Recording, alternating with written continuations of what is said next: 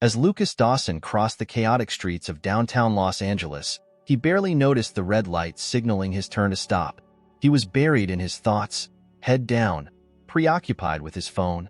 In that moment, a truck came barreling down the road, its driver frantically honking, trying to alert the distracted pedestrian. Out of nowhere, a firm grip yanked Lucas back. The force sent him reeling backward just as the truck thundered past him, missing him by mere inches. The shock hit him before the realization. He turned, breathless, heart pounding, to see a young man, disheveled and worn, lying on the ground where Lucas had just been standing. "Are you okay?" Lucas stammered, looking down at the young man, who was now groaning in pain. The young man tried to sit up, his face pale and strained. Yeah, just twisted something, I think," he muttered, attempting to brush off the incident. But the pain on his face told a different story. Lucas extended a hand, helping him to his feet. "You saved my life," Lucas said, still in disbelief. You jumped in front of that truck for me?" The young man shrugged, his face etched with exhaustion and discomfort. "Looked like you weren't paying attention. I just did what anyone would." But Lucas shook his head, his mind racing. Here he was, an executive with more than enough resources, saved by a stranger who appeared to have next to nothing. It was too much to process in the moment. "What's your name?" he asked, studying the young man's worn-out clothes and tired, weathered expression. "Michael," the young man replied, casting his gaze downward, as if embarrassed by the attention. Lucas took a moment, observing the boy. "Michael, are you all right? You really don't look okay." The young man tried to downplay his injury, but as he shifted his weight, a sharp gasp escaped him.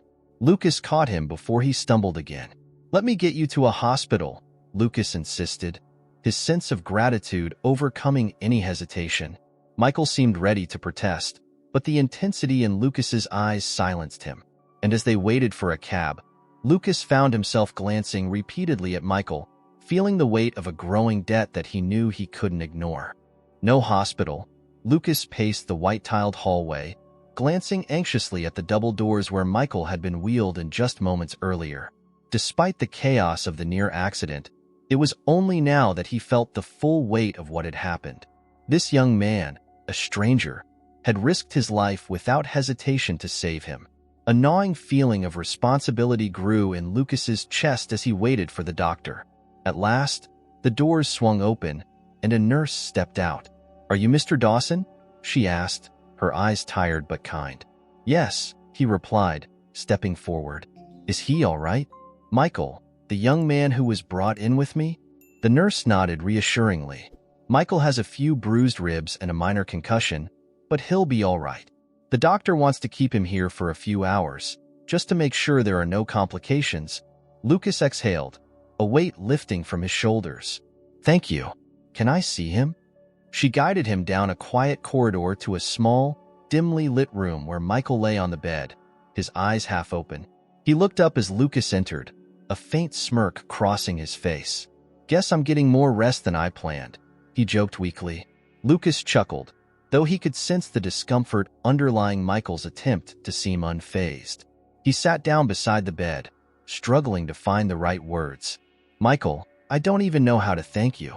You saved my life back there, and I can't ignore that." Michael just shrugged, looking away, as if embarrassed. "It's nothing. Besides, I'll be fine." Lucas sensed that brushing things off like this was almost second nature for him, a habit likely formed by difficult experiences. There was a guardedness in Michael's eyes, a kind of resilience that made Lucas wonder what this young man had gone through to end up here, in these circumstances.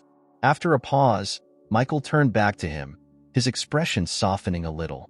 "You know, it's funny," he began, his voice almost hesitant. "For a second back there, I thought, maybe this was it. But then, when I saw you, I just moved. Didn't even think twice."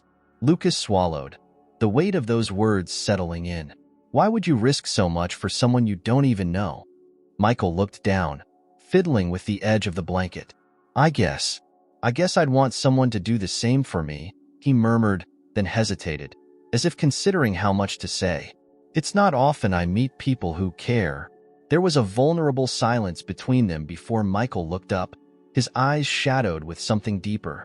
You know, he said softly, his voice barely above a whisper, the only thing I've really cared about for a long time is finding my mom. The words hung heavily in the air, their weight settling over Lucas. He could see Michael's discomfort, the way he avoided Lucas's gaze, as though revealing this part of himself made him feel naked. She left when I was young.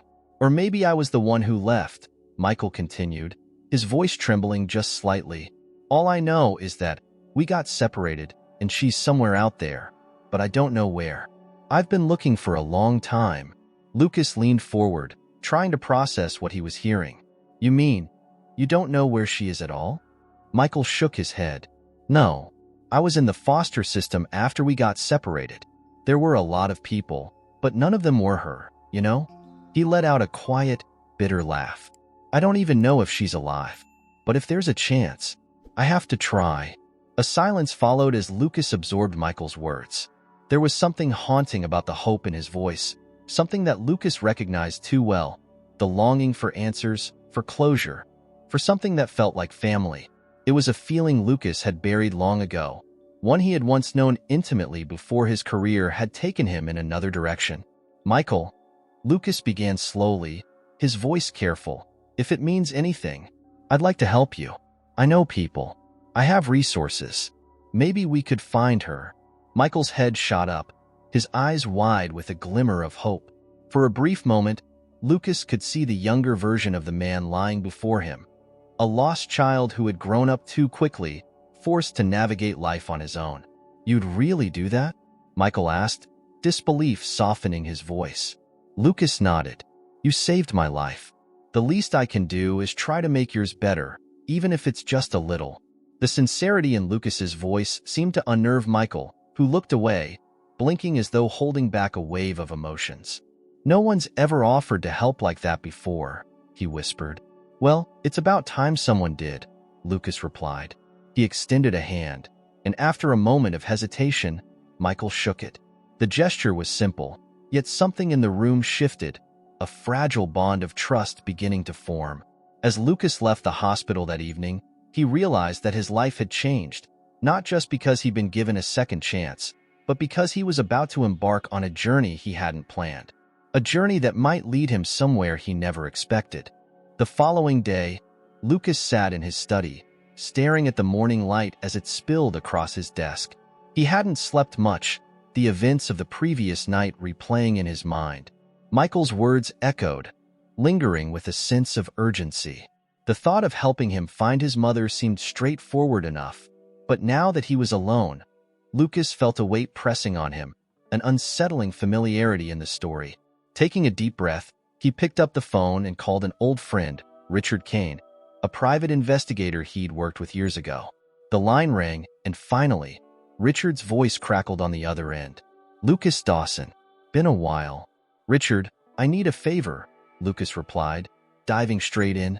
He explained Michael's story, the vague details about his mother, and his own desire to find her. Can you help me? Richard was silent for a moment before he replied. Tracking someone from that long ago, with almost no details, it's going to be tough. But I'll do my best. He paused, then added, Why are you doing this, Lucas? Lucas hesitated, unsure how to explain it. Let's just say I owe this kid. He saved my life. All right, I'll get started. You'll hear from me as soon as I have something. With that, Richard hung up, leaving Lucas with a small sliver of hope. As he hung up, Lucas's mind drifted to the past. The search for Grace, Michael's mother, unearthed memories he'd buried deep. He'd once known someone by that name, someone who had meant everything to him before he chose his career over her. Could it be the same Grace? He shook off the thought, feeling foolish for even considering it, but something gnawed at him, a whisper of regret he couldn't quite silence. He returned to the hospital that afternoon to check on Michael. He found him awake, sitting up in bed, looking out the window. There was a quiet heaviness in his expression that Lucas recognized well. It was the look of someone who had been carrying a burden far too long. Hey, Lucas greeted, stepping into the room. How are you feeling? Michael glanced over, forcing a small smile. Better, I guess. The nurses said I might be able to leave tomorrow. Lucas nodded, taking a seat beside the bed. I started looking into finding your mom, he said, watching for Michael's reaction. Michael's eyes widened, and for a moment, he looked like he didn't believe him. Really? You actually did? Lucas nodded. I have a friend who's a private investigator. I told him what you shared, and he's going to help us. He said it'll be hard, but he's going to try. Michael seemed to wrestle with this information, his face a mix of disbelief and cautious hope. Thank you, he murmured, almost as if he was afraid that saying it too loudly would break the fragile promise hanging in the air. The silence stretched between them, and Lucas found himself compelled to ask, Michael, do you remember anything else about her? Anything that might help? Michael looked down, his fingers tracing invisible patterns on the hospital blanket. It's been so long. I don't even know if the memories I have are real, he admitted. I remember she used to sing to me. She had this song she'd always hum before I went to sleep. Sometimes, when things get really bad, I hear it in my head. It feels like she's still out there somewhere. Lucas listened, feeling an unexpected ache in his chest. There was something deeply familiar in Michael's words, something he couldn't shake. Was she from around here? Lucas asked, his voice soft. Michael shook his head. I don't know. I was just a kid when we got separated. All I remember is a small apartment, nothing else. And her smile. She had a kind smile. Lucas forced himself to stay calm, though his heart was racing. And you don't have any family who might know where she went? Michael's expression darkened. No, it was just the two of us. After we got separated, I ended up in the foster system. People didn't talk about her. They'd tell me not to think about the past, to focus on my future and all that. But she's my mom. I can't just forget her. Lucas leaned back, letting the words sink in. Part of him felt guilt creeping in, his own regrets mingling with Michael's pain. He had walked away from his own past, abandoned someone he had loved for the promise of success. Now he was here, facing a young man who might be connected to that part of his life, and the possibilities unsettled him. Michael, Lucas began carefully, choosing his words. If we find her, what do you want to say to her? Michael's gaze was distant, his voice raw with longing. I just want to know if she's okay. I want to know why she didn't come back for me, if she ever even tried. He paused, as though gathering his courage. And I want to tell her that I forgive her. The words struck Lucas harder than he'd expected. In that moment, he saw not just a young man but the child Michael once was, desperate for the smallest piece of comfort, the slightest hint of closure. I'll do everything I can to help you find her, Lucas promised, his voice steady but his heart turbulent. As he left the hospital that evening, Lucas felt the weight of his decision more than ever. He wasn't just helping a stranger. He was delving into a chapter of his own life that he had long since closed, and yet, for the first time, he wondered if he was ready to face whatever might be waiting in that past. The next few days felt like a haze to Lucas. Despite his business obligations piling up, he found himself mentally distant, focused only on finding Grace. Every time his phone buzzed, he hoped it would be Richard with news. Yet, each day passed without any updates, leaving Lucas restless and anxious. He'd been reviewing files in his office late one night when his phone finally lit up with Richard's name. Without hesitation, Lucas answered, his voice tense. Richard? Lucas, I think we might have something, Richard replied, his voice cautious but hopeful.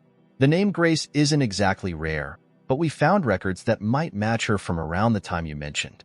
There's a lot of ground to cover, but there's a lead pointing to a community center on the south side of the city. Grace Dawson was listed as a volunteer there for a few months almost 20 years ago. Lucas felt his chest tighten. Dawson? He echoed, barely able to keep his voice steady. Hearing her last name again stirred something deep within him. Richard continued, seemingly unaware of Lucas's reaction. The center's director remembers her, though vaguely. Said she was quiet, kept to herself. There's also something strange. He mentioned that she often brought a young boy with her, maybe 4 or 5 years old at the time. The implication hit Lucas hard.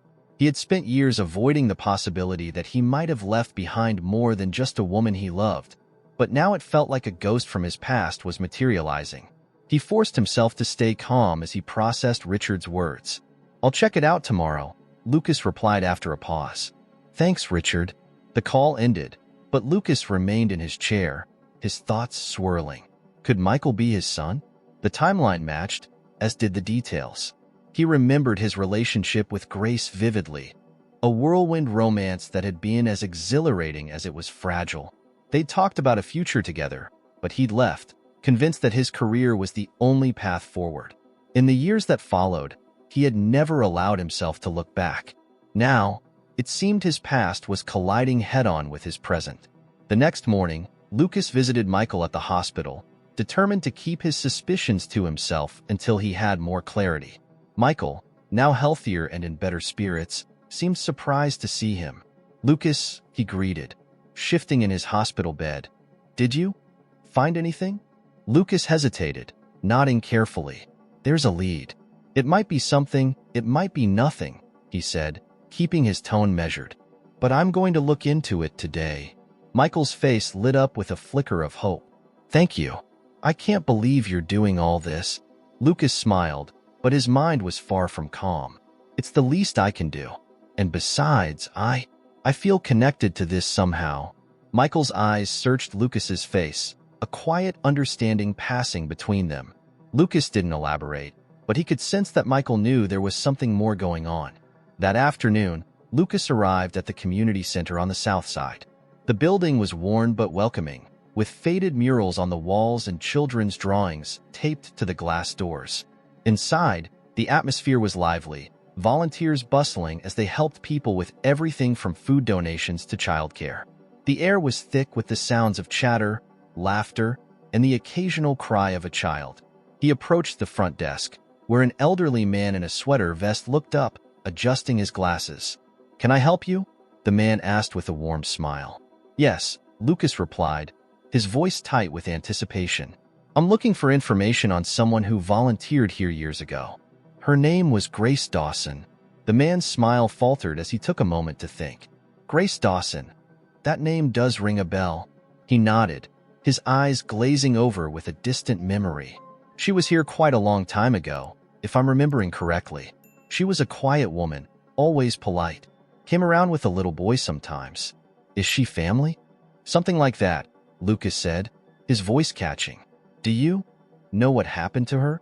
The man frowned, shifting in his chair. "Not much, unfortunately. One day she just stopped coming. There were whispers that she might have left town. I remember people saying she had a hard time. She seemed to struggle, but she never asked for help." Lucas felt a pang of guilt, wondering what kind of hardships Grace had endured alone. And the boy? Did anyone know what happened to him? The old man shook his head slowly. "I don't know. He was a quiet child, but always smiling whenever he looked at his mother. He seemed attached to her. But no, I don't know where they went." Lucas clenched his fists, frustration bubbling beneath his calm exterior. This was his child. He knew it now, felt it in a way he couldn't deny, and knowing that he had left Grace to raise their son alone gnawed at him.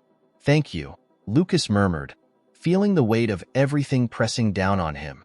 He turned to leave but stopped at the doorway, looking back at the elderly man. "If you remember anything at all, please, let me know." The man nodded, watching Lucas leave with a sympathetic expression. As he walked away, Lucas felt an overwhelming mix of anger and regret. He had spent years building his career, climbing corporate ladders, while Grace had been left to carry the burden of their choices. The full impact of his decision to leave her crashed down on him. Returning to his car, Lucas sat in silence, his hands gripping the steering wheel. The pieces were coming together, but each piece revealed more of his own guilt. He had to tell Michael. The young man deserved to know, and if he was willing to forgive Grace for her absence, maybe he could forgive Lucas too, or at least, Lucas hoped he might. That evening, Lucas returned to the hospital with a heavy heart. He found Michael sitting up, a notebook on his lap, scratching a pen along its pages. He looked up as Lucas entered, his face a mix of hope and nervousness. "Did you find something?" Michael asked, his voice barely above a whisper. Lucas sat down, gathering his thoughts, trying to find the right words. I found some people who knew her. They remember Grace, but they don't know where she went." He paused, the weight of the truth pressing on him. "Michael, there's something else. Something you should know." Michael's gaze sharpened, sensing the shift in Lucas's tone. "What is it?" Lucas took a deep breath. "Grace, she was someone I knew once. A long time ago, before I moved here. We were close, very close. But I made the mistake of leaving her behind when I chose my career over her." His voice cracked, the confession weighing heavily. "I didn't know, Michael. I didn't know about you." The room fell into silence, Michael's face frozen in shock. His mouth opened, but no words came. Slowly, realization dawned in his eyes, a flicker of pain and anger mingling with disbelief.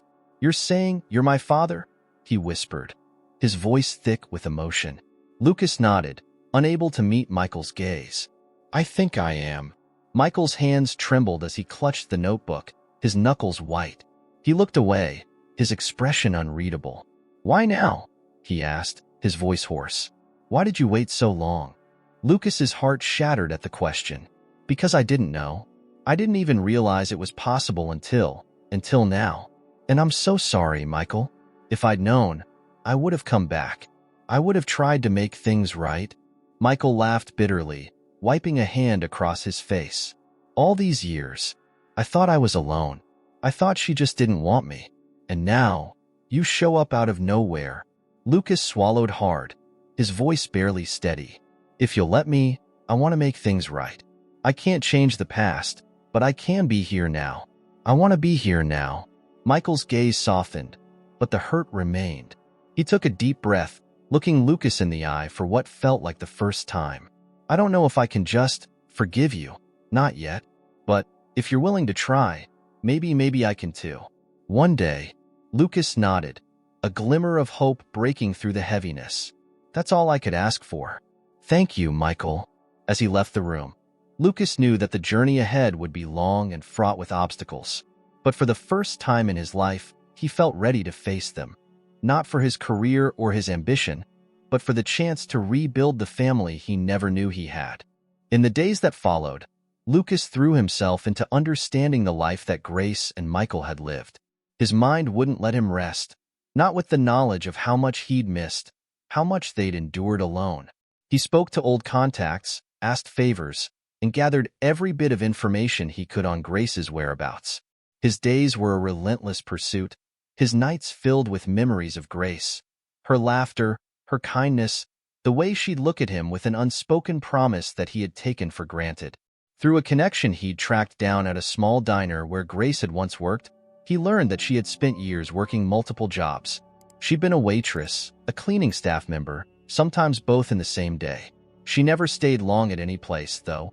People said she had a habit of disappearing without much of a goodbye, as though always ready to move on at a moment's notice. Lucas couldn't shake the image of her, young and full of hope when he'd last seen her, now struggling under the weight of his decisions. His chest tightened every time he pictured her, older, tired, carrying burdens he'd never considered while he was busy building his life. One afternoon, Lucas received a call from Richard. The private investigator's tone was urgent yet cautious. "Lucas, we've found something," he said, letting the weight of the words hang in the air. Lucas's heart raced. "What is it? Did you find her?" "Not exactly," Richard replied, pausing briefly. "But we found people who remember her from around 6 years ago. She lived in a small town a few hours south of the city. They said she had health issues, seemed frail, like she was struggling. No one's certain where she went after that, but it seems she left town without a trace, almost like she didn't want to be found." The news hit Lucas hard, but he fought to keep his voice steady. "Do we know if she's still alive?" "We don't have anything definitive yet," Richard said. "But the fact that she left without saying much, it might be a sign she's still out there. People who want to vanish don't usually leave many clues behind." As he ended the call, Lucas felt a new resolve settle over him. He had to find Grace, wherever she was. He owed it to Michael, to himself, and most of all, to her. Later that day, he visited Michael at the small apartment he'd managed to rent after leaving the hospital. Lucas had offered to let him stay in his own place, but Michael, stubbornly independent, had refused, insisting on trying to rebuild his life on his own terms. Still, the two had been meeting regularly, and though their relationship was fragile and uncertain, Lucas sensed a tentative trust beginning to form between them.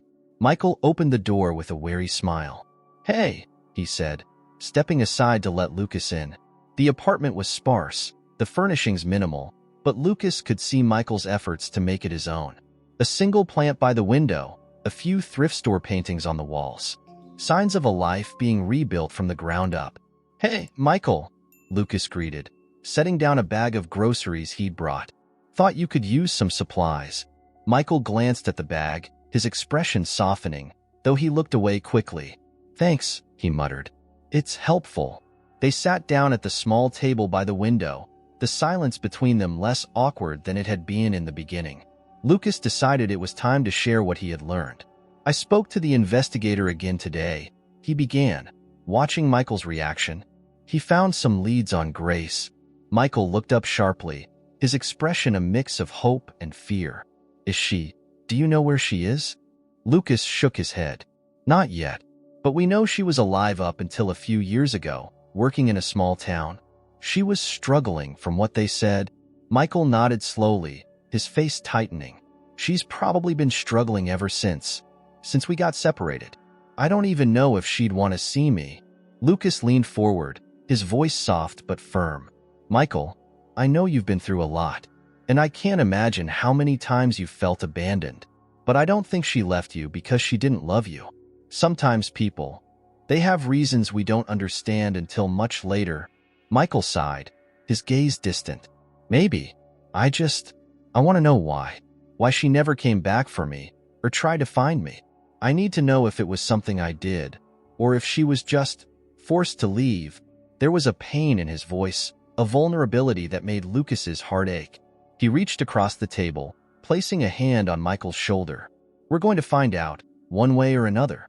I promise you that." Michael looked away, swallowing hard. "Thanks. I mean it. It's just hard to believe this is all happening. I spent so many years just trying to survive, and now I might actually get answers." Lucas stayed with Michael for a few hours, discussing more about the investigation, sharing stories from his own life, trying to bridge the gap between them. As he listened to Michael talk, he felt a growing admiration for the young man's resilience. Michael had endured hardships Lucas couldn't imagine, and yet here he was, still searching for hope, still looking for something to hold on to. As the sun dipped below the horizon, Lucas stood to leave, promising to keep Michael updated on any developments. He turned back before exiting the apartment, feeling the weight of unspoken words between them. "Michael," he said softly, "I know I wasn't there for you, and I know I can't undo the past, but I want you to know that you have me now.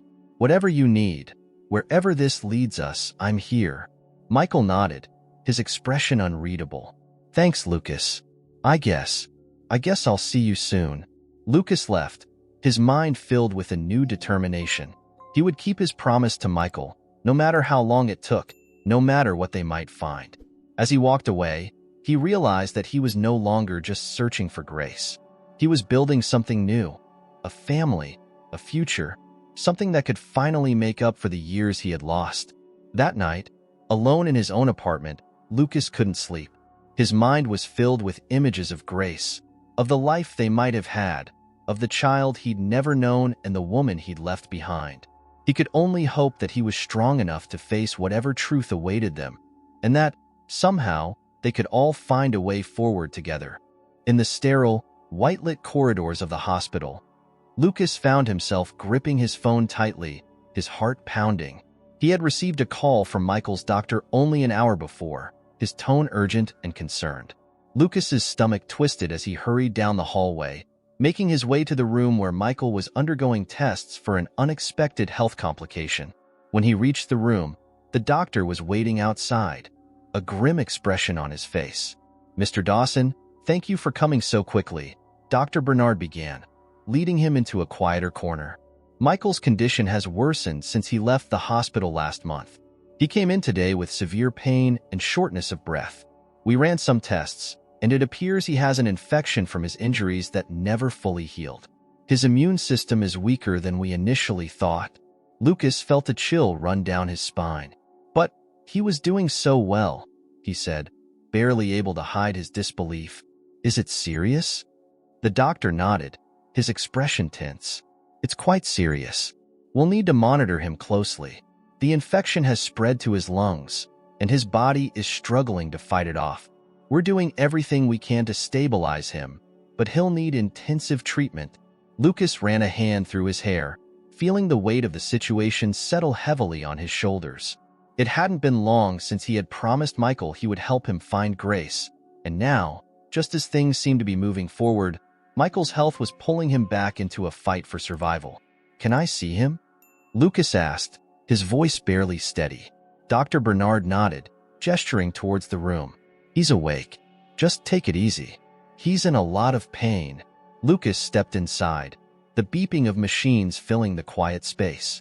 Michael lay on the bed, his face pale and drawn, his breathing shallow and labored.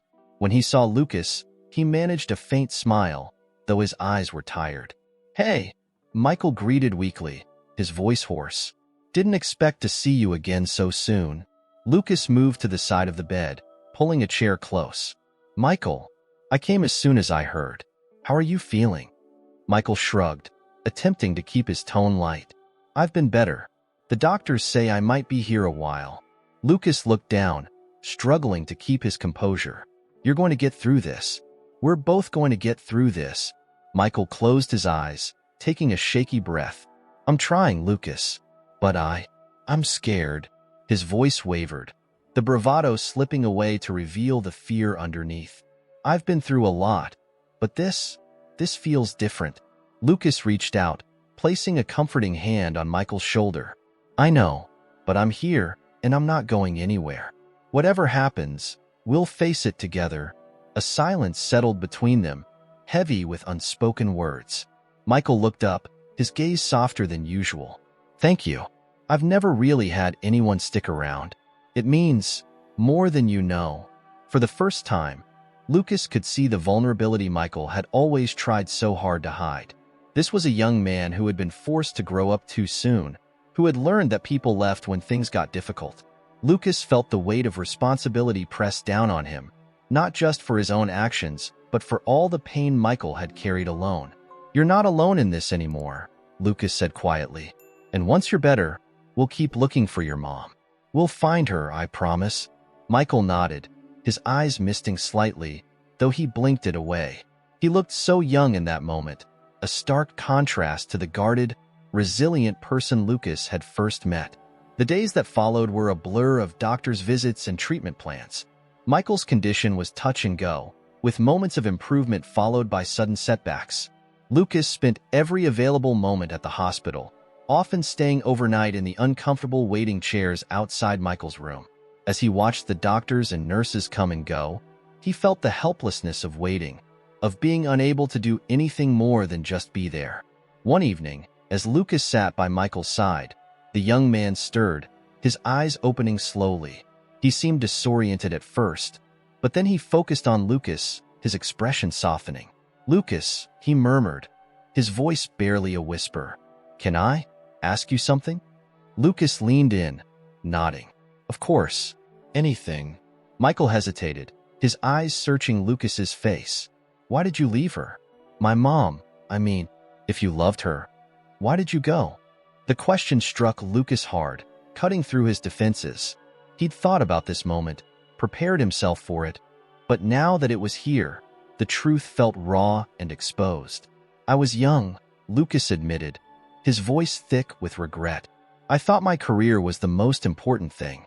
I thought I could come back and everything would be the same. But by the time I realized my mistake, she was gone. Michael was silent, his face unreadable. Lucas took a deep breath, pushing forward, needing to be honest. Not a day has gone by that I haven't regretted it, Lucas continued. I made a choice, and it was the wrong one. And because of that choice, I lost both of you. I didn't know about you, Michael. But if I'd had any idea, I swear I would have done everything to be there. Michael nodded slowly, the hint of pain in his eyes softened by understanding.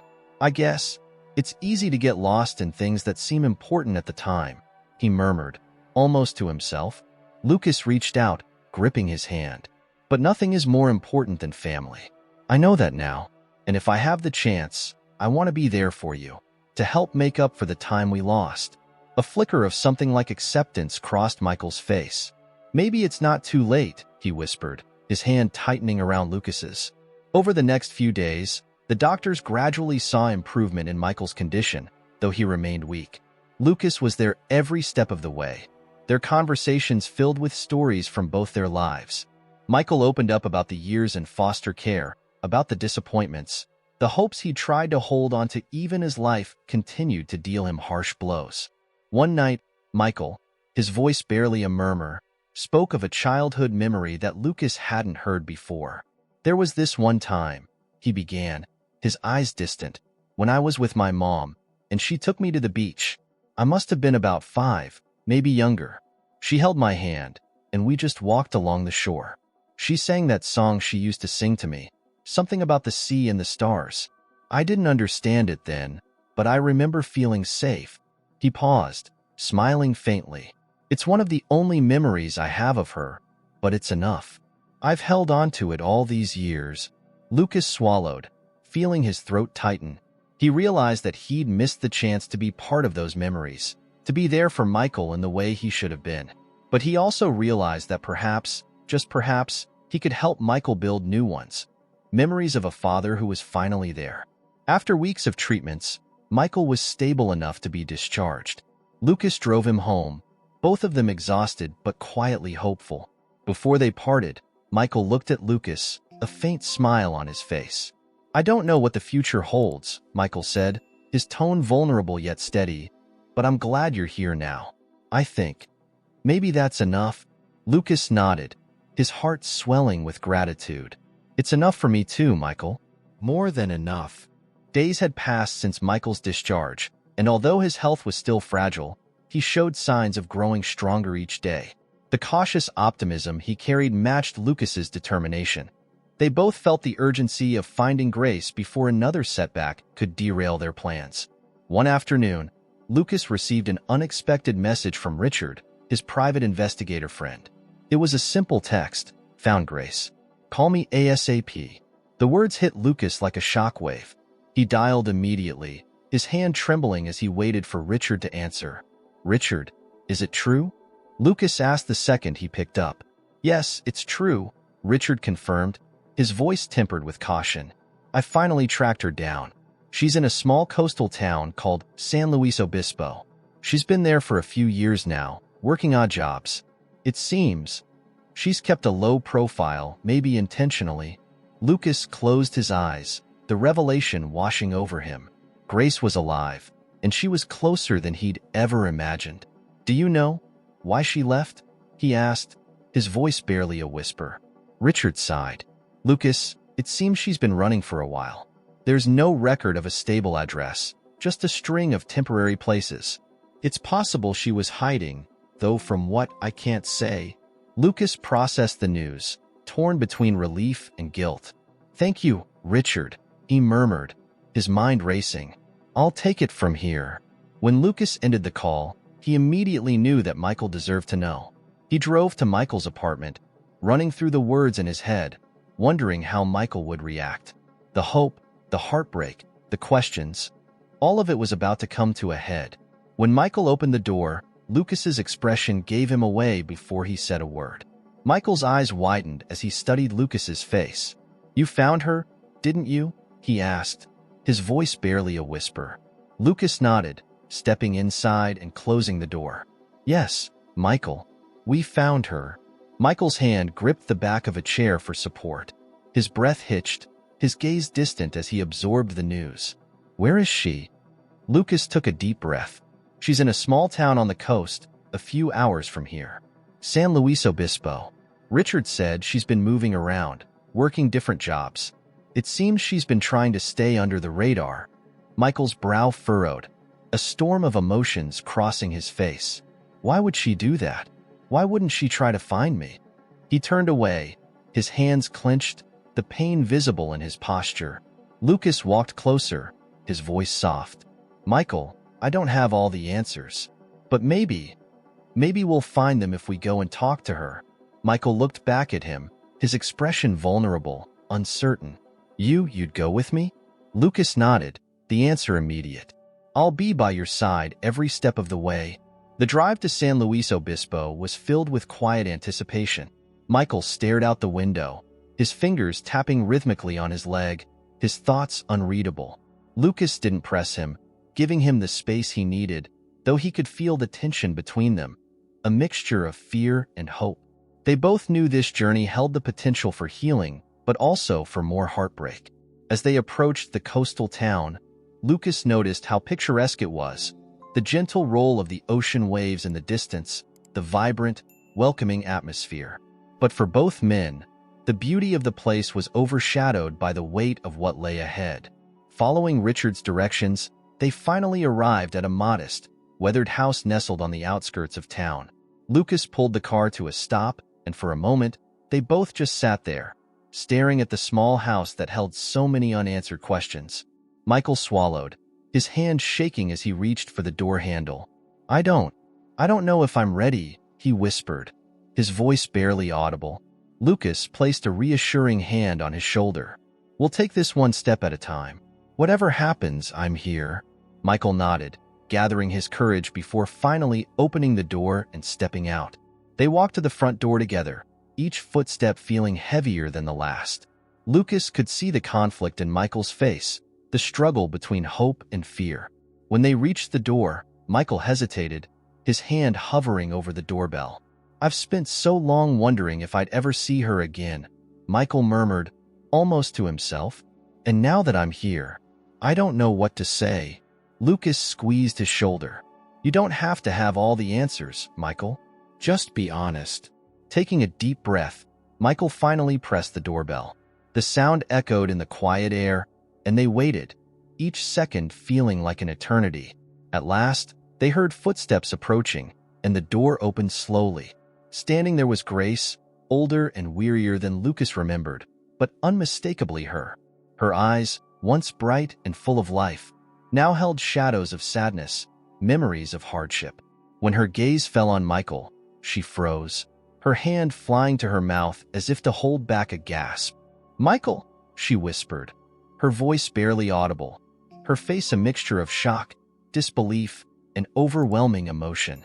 Michael looked at her, his eyes wide, searching her face as though trying to reconcile the woman before him with the mother he remembered.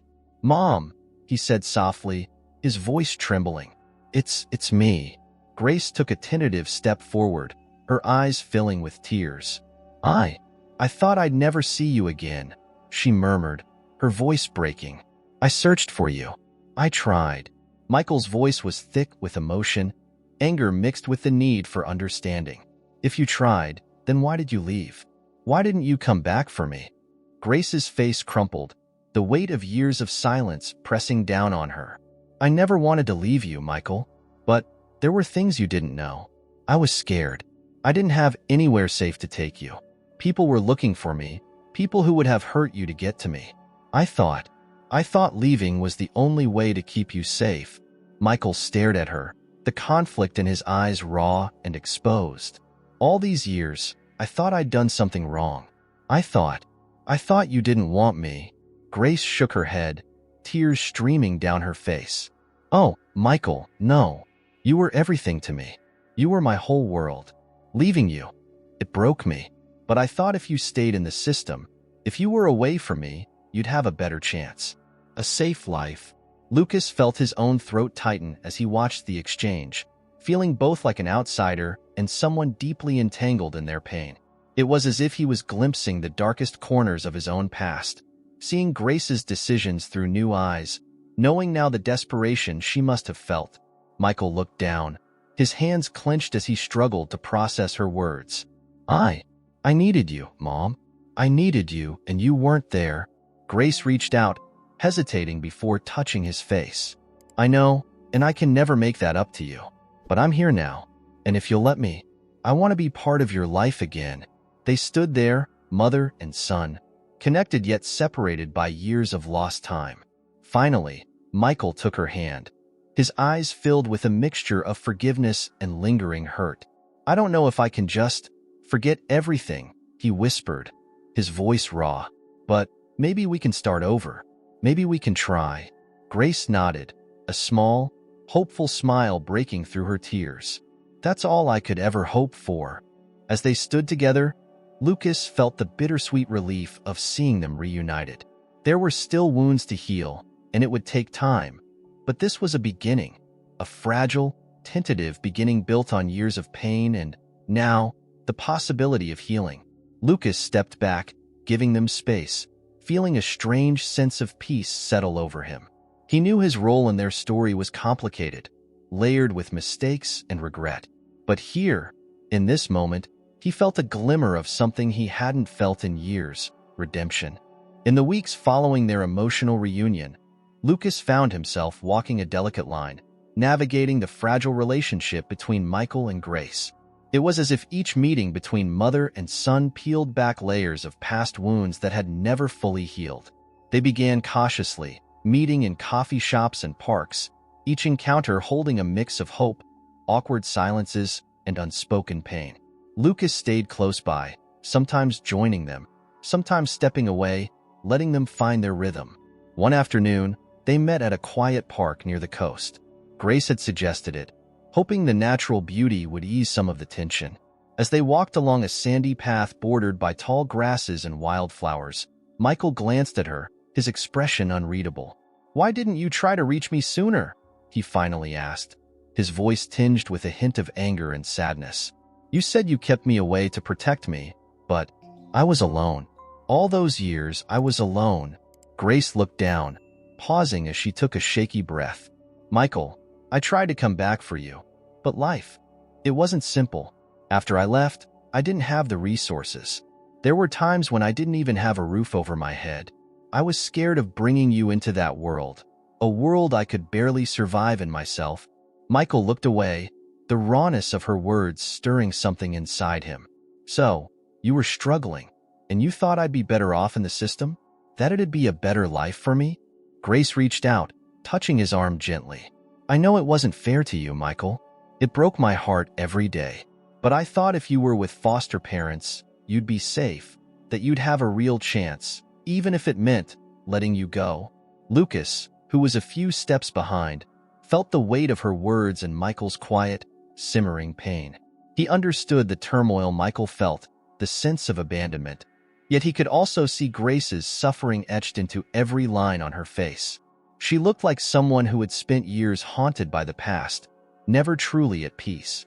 Michael was silent, staring at the waves crashing in the distance. After a few moments, he spoke again, his voice softer, carrying an undertone of sadness. "You know, I don't remember a lot from when I was a kid, but I do remember that you used to sing to me. That song about the stars. I'd hear it even after you were gone. It was like you were there with me, even when you weren't." Grace's eyes filled with tears, and she reached out, taking his hand. "I used to sing that for you every night. I thought if I could give you that memory, maybe it would be enough to hold on to." Her voice cracked, and she wiped at her eyes, her hands trembling. They stood in silence, the sound of the ocean filling the empty spaces between them. Lucas watched as Michael's face softened, some of the tension slipping away. There were no easy answers here, but in that quiet moment, Lucas saw the glimmer of something fragile yet powerful. Forgiveness, not fully formed but beginning to take shape. Later that evening, they went back to Lucas's house, a small but comfortable place overlooking the coast. He had offered to host a dinner, hoping that a shared meal in a relaxed setting might ease some of the tension. As they settled into the cozy living room, Lucas brought out old photo albums, each page filled with images from his younger years. He hadn't looked through them in ages, but now, with both Grace and Michael by his side, the memories took on a new meaning. He felt an ache for the time they had lost, but also a strange sense of gratitude that they were here, together, trying to build something new. One photo caught Michael's eye, an image of Lucas and Grace in their 20s, standing in front of a small apartment, their arms wrapped around each other, smiling in the warm afternoon light.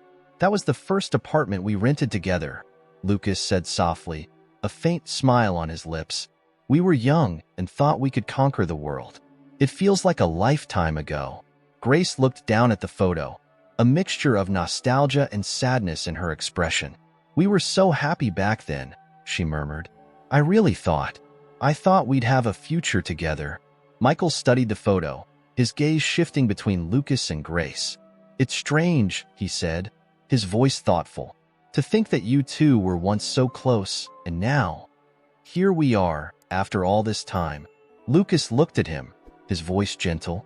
I know it's a lot to take in, Michael, and I know I wasn't there for you or for Grace when it mattered most, but I want to make things right.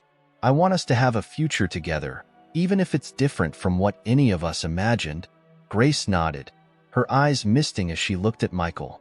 And I want that too, Michael. I know I don't deserve forgiveness, but I'm here now, and I'm not going anywhere. If you'll let me, I'd like to be part of your life. Michael looked down, his face conflicted, but after a moment he nodded. It's not going to be easy. I can't just pretend everything's fine, but I'd like to try. Grace reached for his hand, and Lucas placed his hand over both of theirs. For the first time, they felt like a family, broken, scarred, but held together by a shared understanding and a desire to heal. They stayed that way for a moment, letting the connection sink in, feeling the weight of past mistakes and the tentative promise of something better. The evening continued with laughter, a few awkward moments, and stories shared over a simple meal. Grace and Lucas reminisced about old memories, filling in gaps for Michael, who listened intently, his face lighting up as he heard stories of his parents' youth. There were tales of spontaneous road trips, late-night talks, and dreams they'd once shared. Memories that made him see them not just as parents, but as people who had loved deeply and lost just as profoundly. As the night drew to a close, Michael lingered by the door, his expression unreadable. He turned to Lucas, his eyes softer than they'd been in a long time. Thanks for tonight, Lucas. I don't think I've ever felt like I belonged somewhere. Not really. But tonight I did. Lucas felt his heart swell, his voice thick with emotion. You'll always belong here, Michael. This is your home too, for as long as you need it to be. Michael looked down, a faint smile on his lips. It's funny. All this time, I was so angry, so focused on everything I didn't have. But now, I feel like I'm finally getting to know you both. And I think that's enough for me. Grace, who had been listening quietly, stepped forward, her voice gentle. Michael, you've always been the best part of my life. I know I failed you, and I know it'll take time to rebuild trust. But I'm here, and I'm ready to do whatever it takes. Michael nodded, looking between them. We'll figure it out. I don't know what the future looks like, but maybe that's okay. Maybe we can build something new. As he left that night, Lucas and Grace watched him go, standing side by side in the doorway. There was a quiet understanding between them, a sense of shared purpose. They had both lost so much, but here, in this small, uncertain reunion, they found a glimmer of hope. When they closed the door and turned back inside, Lucas glanced at Grace, his voice quiet. Do you think we can make this work? As a family? Grace looked at him, her expression softened by the weight of everything they'd been through. I don't know, she admitted, a slight smile on her face. But I'd like to try. For him. For us. They stood in silence, letting the reality sink in. It wouldn't be easy, and the road ahead was uncertain. But as they looked out into the quiet night, they felt a sense of peace they hadn't known in years. For the first time, they weren't defined by the mistakes of the past, but by the chance to rebuild, to create something new, fragile yet powerful. A family stitched together by resilience, forgiveness, and the hope that love, in the end, would be enough. The months that followed their reunion were a mix of healing, setbacks, and slow progress. For Lucas, Grace, and Michael, building a family from pieces long shattered proved to be as painful as it was hopeful. The path was anything but simple, yet the effort itself was changing them, bringing them closer in ways none of them had expected. Michael continued his journey of recovery, both physically and emotionally. His health improved gradually, and while he was still haunted by the years spent without his mother, the anger and bitterness began to fade. Spending time with Grace and Lucas, Seeing their earnest attempts to make amends softened something inside him. They were rebuilding his trust one day at a time. And although the wounds were deep, Michael felt something he hadn't allowed himself to feel in years, a sense of belonging. One evening, they gathered at Lucas's house for a simple dinner. The warm, cozy glow of the kitchen lights softened the space, filling it with a peaceful, almost nostalgic atmosphere. As they sat around the table, a sense of familiarity began to settle between them, one born not from shared history but from shared commitment to the present. Lucas poured the wine, raising his glass to the two people he'd once lost and had finally found again. "To us," he said simply, his voice thick with emotion. "To all the mistakes and all the second chances." Grace and Michael lifted their glasses, and for a moment, they all sat in silence, letting the weight of those words sink in. It was a toast to the brokenness they were learning to live with and the love they were learning to give each other.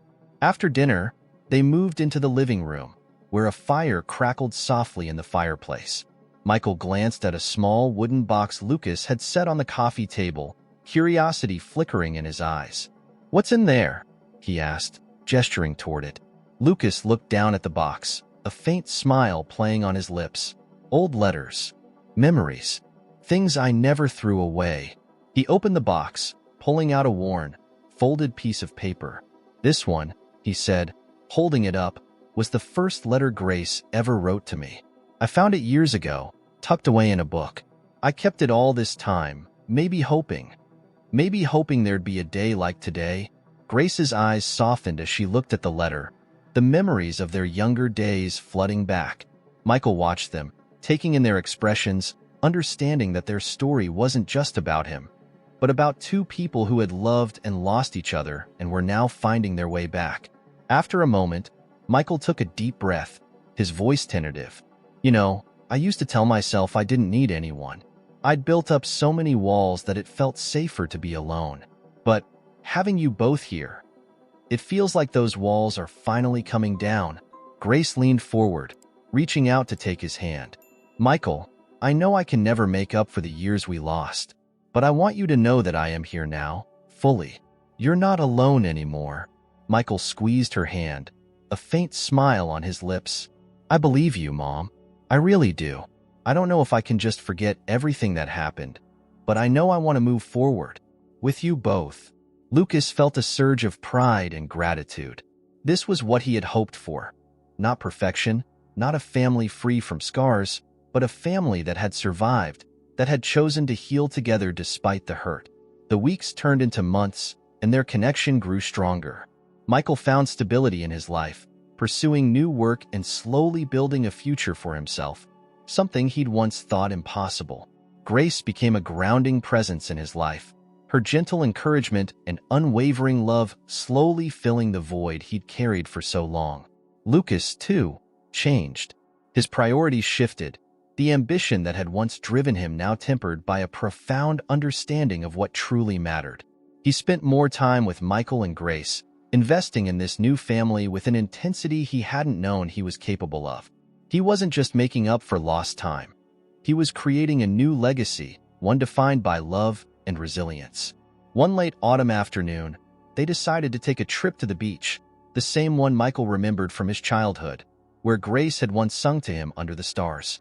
The three of them walked along the shoreline, the salty breeze tugging at their clothes, the waves lapping gently at their feet. Michael looked out at the endless horizon, a contemplative expression on his face. "You used to bring me here when I was little," he said, glancing at Grace. "I always remembered it as a place where I felt safe." Grace nodded, her voice soft. "I used to tell you that the ocean never forgets. I wanted you to know that even if we were apart, this place would always hold our memories." Lucas placed a hand on Michael's shoulder, his gaze warm and steady. "And now, we get to make new memories together." As the sun dipped lower in the sky, casting a golden glow over the ocean, they stood in silence, each of them feeling the weight of the past slip away, replaced by the quiet strength of the present. They weren't perfect, and they never would be, but they had found a way to move forward, to build something lasting from the broken pieces of their lives. That evening, as they watched the last rays of sunlight fade into twilight, Michael turned to Lucas and Grace, a soft smile on his face. "I never thought I'd have this," he admitted, his voice quiet but full of gratitude. "I never thought I'd have a family. But here we are." Grace wrapped her arm around him, her voice thick with emotion. "We're here, Michael. And we're not going anywhere." Lucas nodded, his heart full. "No matter what, you'll always have us. We're family now, and family means we stay together." As darkness settled over the beach, they stayed, watching the stars appear one by one, each one a small beacon of light in the vast night sky. And for the first time in a long time, Lucas, Grace, and Michael felt that they had finally come home.